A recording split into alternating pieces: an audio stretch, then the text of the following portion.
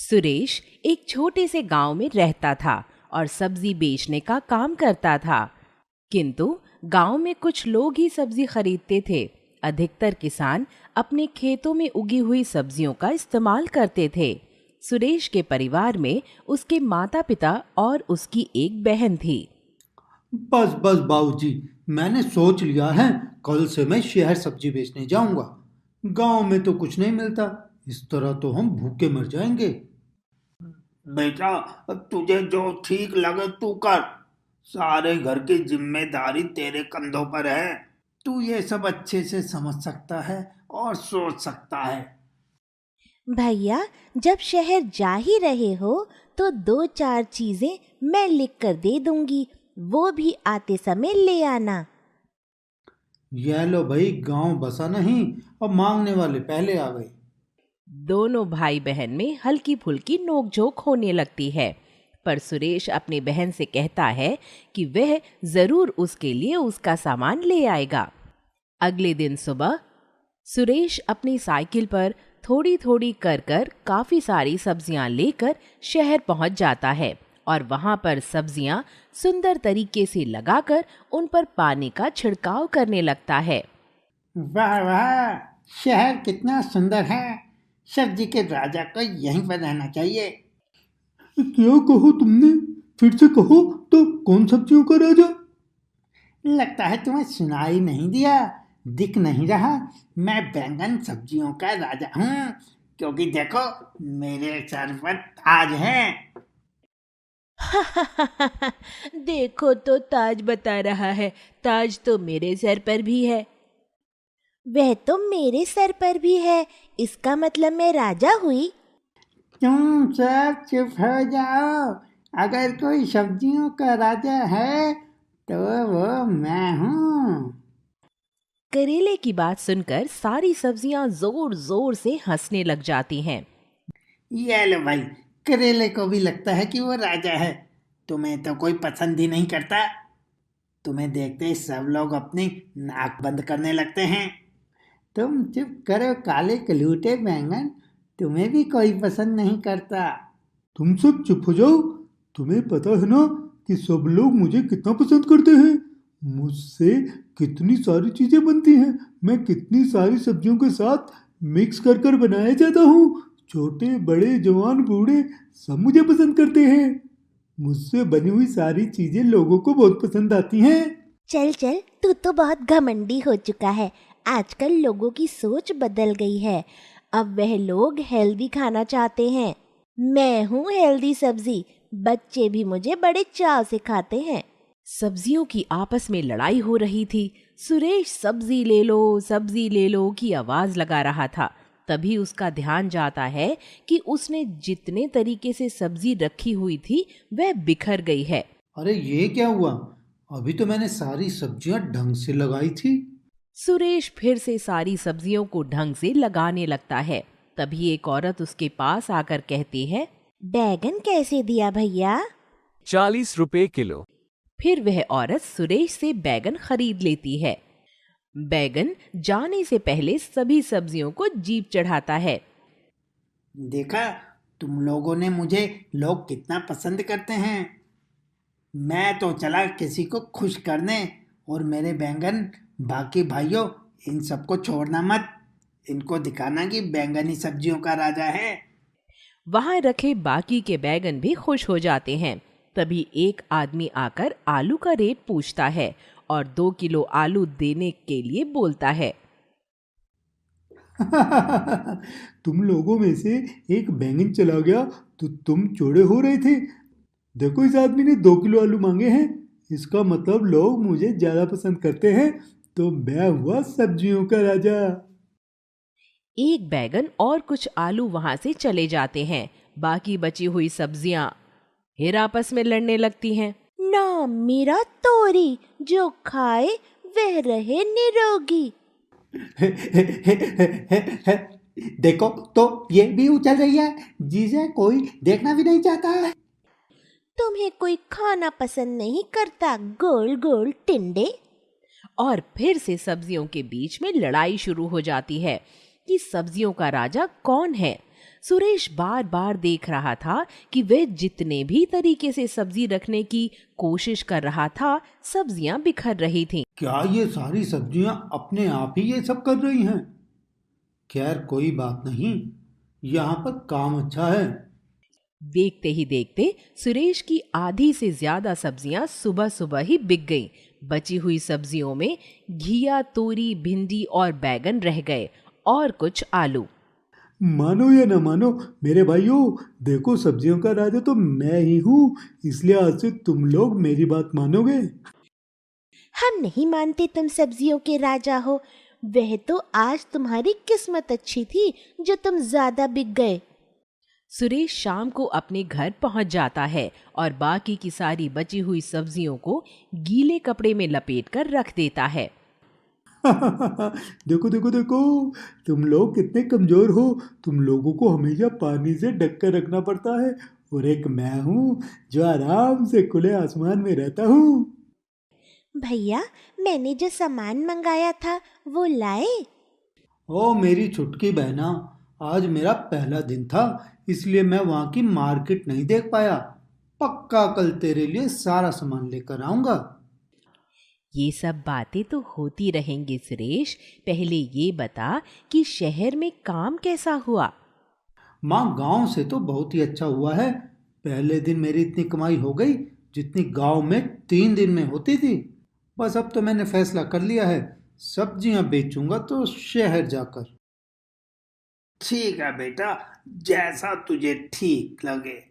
बस आने जाने की दिक्कत होगी थोड़ी। हाँ बाबूजी, ये बात तो बिल्कुल सही कही आपने। आज इतनी देर तक साइकिल चलाने से पैरों में दर्द हो रहा है। तभी सुरेश की बहन गर्म पानी ले आती है और अपने भाई को दे देती है। वह पैर डुबोकर बैठ जाता है। रात को सब लोग खाना खाकर सो जाते हैं कि सुरेश की आंख 4 बजे के करीब खुलती है। वह सारी सब्जियों को बोरियों में भरने लगता है कि तभी उसकी नज़र घिया और तोरी पर पड़ती है। वह हैरान था कि वह दोनों इंसानों की तरह लड़ रही थीं। ये देखकर सुरेश को यकीन ही नहीं हुआ। यह सब क्या हो रहा है? यह सारी सब्जियां पागल हो गई हैं। इन लोगों को समझ ही नहीं आ रहा कि सब्जियों का राजा तो मैं हूँ।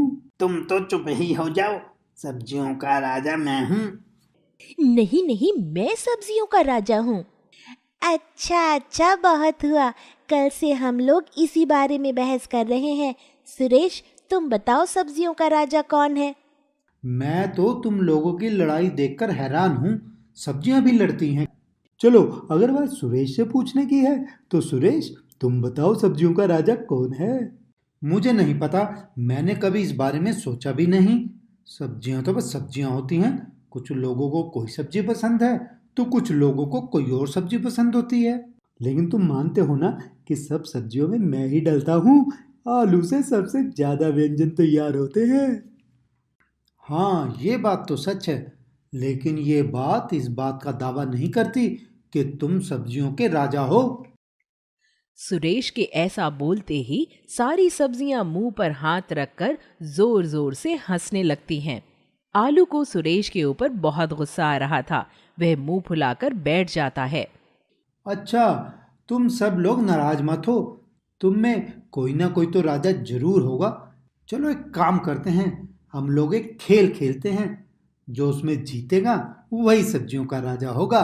क्या कहते हो तुम लोग? अरे वाह, ये हुई ना बात। जो जीतेगा वही सब्जियों का राजा होगा। तो ठीक है, इस बात का फैसला कल सुबह किया जाएगा।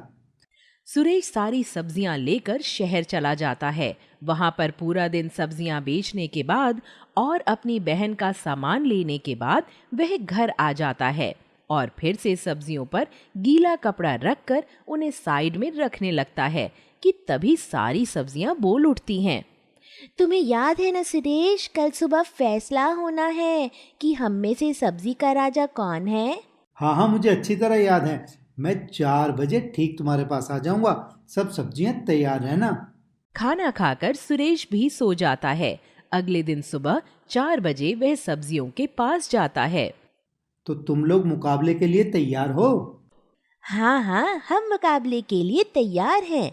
सुरेश सारी सब्जियों को छत पर ले जाता है। वहां उसने सारा इंतजाम कर लिया। एक रेस थी, एक ऊपर चढ़ना था और एक भारी बाल्टी में कूदना था। सबसे पहले रेस होगी। भिंडी, तोरी, घिया, बैगन, टिंडे और आलू, तुम सब लाइन में लग जाओ। सुरेश के कहते ही सभी लाइन में लग जाते हैं और सुरेश जैसे ही 1, 2, 3 बोलता है, सब लोग भागने लगते हैं। सबसे पहले भिंडी गिरती है, उसके बाद तोरी, फिर बैगन और फिर घिया। टिंडे और आलू आखिरी तक भागते हैं और आलू जीत जाता है। देखो भाई, इसमें तो आलू की जीत हुई है। मैंने तो पहले ही कहा था कि मैं ही राजा हूँ।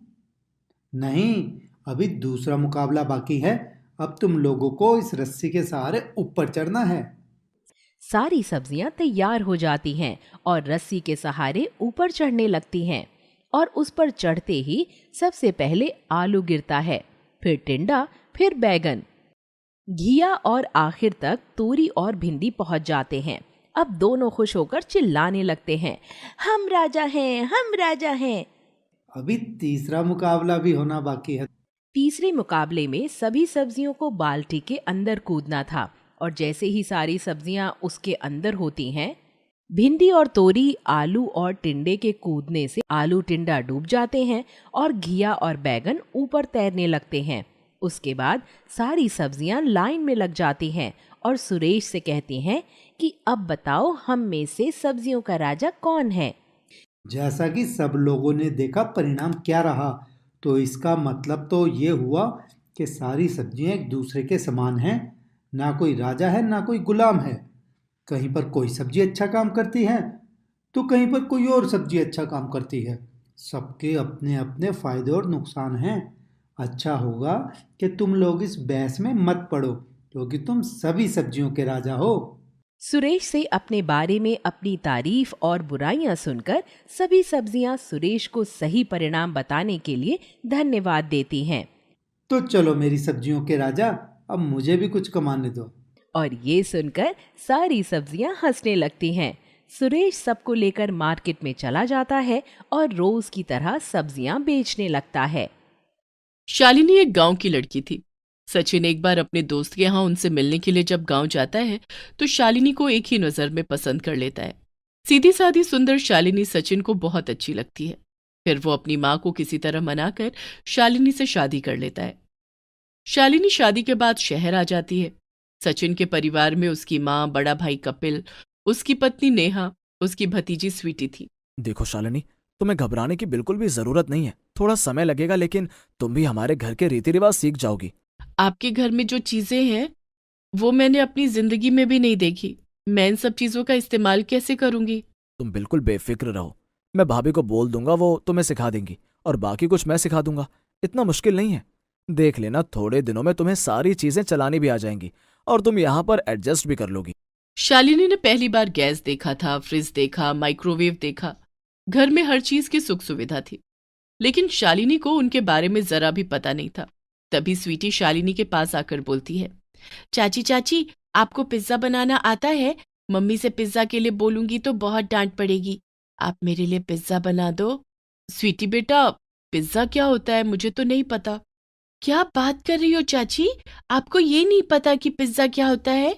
बच्चे बच्चे को पता होता है कि पिज्जा क्या होता है। एक रोटी होती है और उस पर बहुत सारा चीज और सब्जी डाली जाती है। अच्छा, उसको पिज्जा कहते हैं। तुम रुको, मैं कोशिश करती हूँ तुम्हारे लिए बनाने की। शालिनी रसोई में जाती है। एक रोटी बनाकर वो उस पर ढेर सारी सब्जी और मसाले डालकर ले आती है। चाची को तो पिज्जा बनाना भी नहीं आता। अरे शालिनी, ये क्या? तुम तो रोटी में सब्जी भर कर ले आई हो। तुम्हें नहीं पता पिज्जा क्या होता है? आजकल तो हर कोई पिज्जा खाता है और स्वीटी को तो इतना पसंद है कि मुझे हर दूसरे तीसरे दिन उसके लिए पिज्जा बनाना ही पड़ता है। दीदी, मैंने पूछा था स्वीटी से। स्वीटी ने कहा कि रोटी पर बहुत सारी सब्जी लगानी होती है और चीज लगाना होता है। मुझे समझ में ही नहीं आया वो क्या मांग रही है। हमारे गांव में ये सब चीजें नहीं होती। तुम्हें तो देखकर ही लगता है कि तुम 18वीं सदी की लड़की हो। खैर छोड़ो, तुम रहने दो, तुमसे नहीं हो पाएगा। मैं स्वीटी के लिए पिज्जा बना दूंगी। नेहा शालिनी की तरफ देखकर हंसते हुए रसोई में चली जाती है। शालिनी को बड़ा बुरा लगता है। इतने में सचिन वहां आ जाता है। क्या हुआ शालिनी, तुम इस तरह उदास क्यों खड़ी हो? कुछ नहीं, स्वीटी ने पिज्जा मांगा था, मुझे पता ही नहीं कि पिज्जा क्या होता है। तो कोई बात नहीं, भाभी बनाकर दे देंगी। लेकिन शालिनी की आंखों के सामने बार बार नेहा का वो हंसता हुआ चेहरा आ रहा था, जिसमें शालिनी के प्रति हिकारत की भावना नजर आ रही थी। शालिनी को बहुत बुरा लग रहा था। वो चुपचाप जाकर अपने कमरे में बैठ जाती है। कुछ दिन बाद नेहा अपने कुछ दोस्तों को घर बुलाती है और कहती है कि मैंने उन सबके लिए एक पिज्जा पार्टी रखी है। शालिनी, आज मेरी बहुत सारी दोस्त किटी पार्टी के लिए घर आ रही हैं और मैंने पिज्जा पार्टी रखी है। बहुत सारे पिज्जा बनाने पर तुम तो मेरी मदद भी नहीं कर पाओगी। तुम्हें तो पता भी नहीं है कि पिज्जा क्या होता है। नेहा बहू, एक तो मुझे तेरा समझ में नहीं आता, जब देखो अपनी सहेलियों को घर बुला लेती हो, और अगर शालिनी को नहीं आता तो तुम उसे सिखा सकती हो। इतना भी मुश्किल तो नहीं है पिज्जा बनाना। मम्मी जी, अब इसको सिखाने बैठूंगी तो पूरा दिन खराब हो जाएगा। ऐसा करती हूँ, मैं सारे पिज्जा बाहर से ऑर्डर कर देती हूँ। जब तुम्हें आता है बनाना तो घर में बनाओ, इतने फालतू के पैसे क्यों खर्च करती हो। शालिनी के सामने अपनी सास की बातें सुनकर नेहा को बुरा लगता है। वो गुस्से में पैर पटकते हुए वहां से चली जाती है। शालिनी भी छत पर कपड़े उतारने के लिए जाती है और सोचने लगती है कि आखिर ये पिज्जा किस बला का नाम है। तभी तेज हवा के झोंके से शालिनी के हाथ से सारे कपड़े गिर जाते हैं। वो हैरान थे कि हवा सिर्फ उसके कपड़ों को छूकर क्यों गई, कि तभी उसे एक औरत की आवाज सुनाई देती है। अरे माफ करना, मैं अपनी धुन में ही भागी जा रही थी, तुम्हें चोट तो नहीं आई? एक सुंदर सुनहरे पंखों वाली परी को सामने खड़ा देख शालिनी हैरान हो जाती है और फिर संभल कर बोलती है, नहीं नहीं, मुझे तो कुछ भी नहीं हुआ है, बस कपड़े नीचे गिर गए हैं और नीचे पानी पड़ा था तो ये खराब हो गए हैं, अब दोबारा से धोने पड़ेंगे।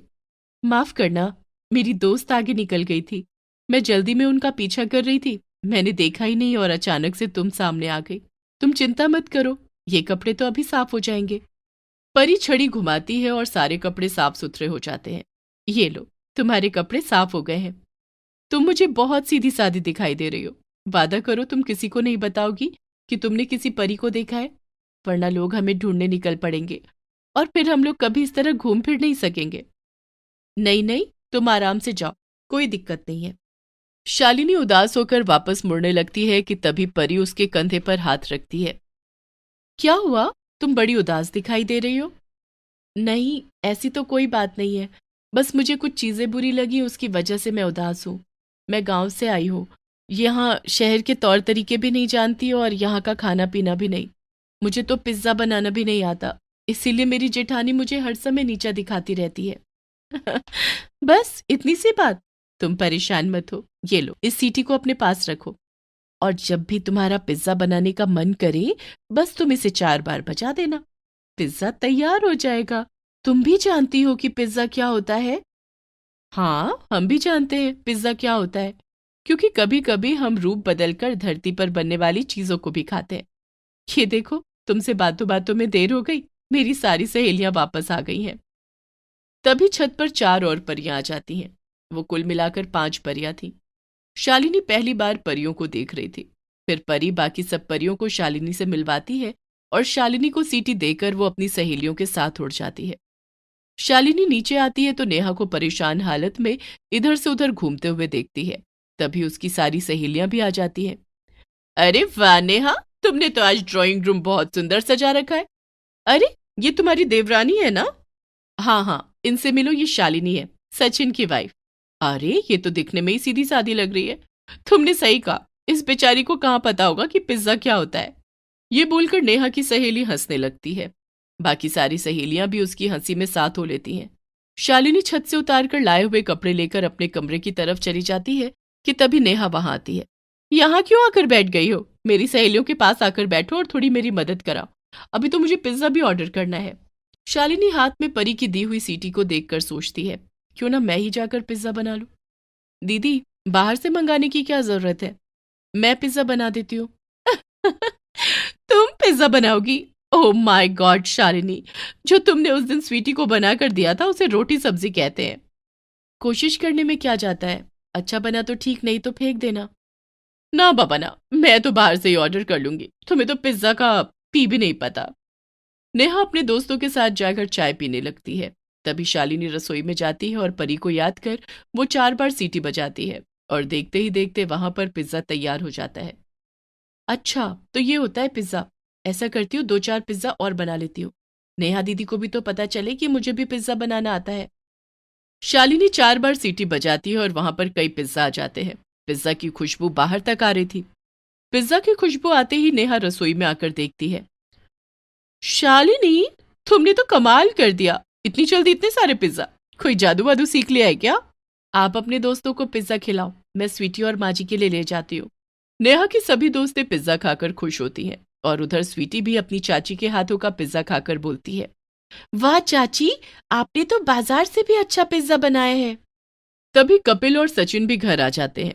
पिज्जा की खुशबू से घर महक रहा था। क्या बात है, ऐसा लग रहा है जैसे किसी पिज्जा रेस्टोरेंट में आ गया हूँ। क्या अच्छी खुशबू आ रही है। भाभी, क्या पिज्जा बाहर से मंगाया है? नहीं नहीं, पिज्जा तो शालिनी ने बनाया है तुम्हारी तरह। मैं भी हैरान हूँ, इतना अच्छा टेस्टी पिज्जा मैंने आज तक नहीं खाया। बाहर भी ऐसा नहीं मिलता। क्या बात है शालिनी, सबको पिज्जा खिला रही हो, हमारे लिए नहीं बनाओगी? आप दोनों भी बैठिए, मैं आपके लिए भी पिज्जा लेकर आती हूँ।